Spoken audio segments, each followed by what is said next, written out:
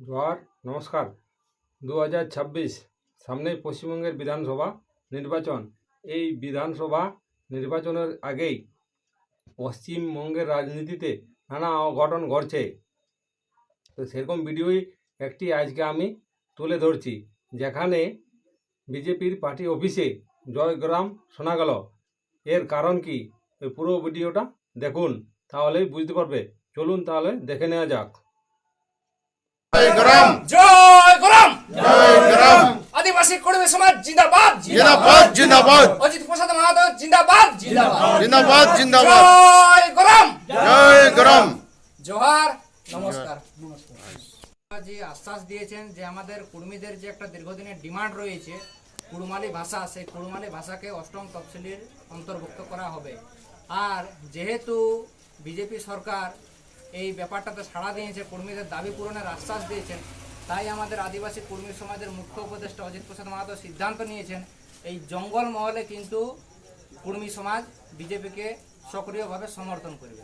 এবং বিগত সময়ে আমাদের মিটিং হয়েছে বিভিন্ন বিধানসভা কেন্দ্রে, আদিবাসী কর্মী সমাজ খোলামেলা কিন্তু ভারতীয় জনতা পার্টিকে সমর্থন করার কথা ঘোষণা করেছে। আর আমি আদিবাসী কর্মী সমাজ পুরুলিয়া জেলা কমিটির সদস্য এবং আইটি সেলের দায়িত্বে রয়েছি।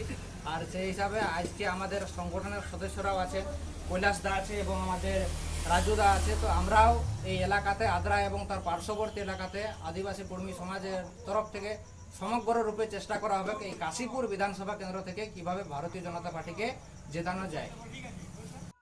जिंदाबाद জিন্দাবাদ জিন্দাবাদ जिंदाबाद জিন্দাবাদ জিন্দাবাদ जिंदाबाद জিন্দাবাদ জিন্দাবাদ भारत माता की জয় भारत माता की জয়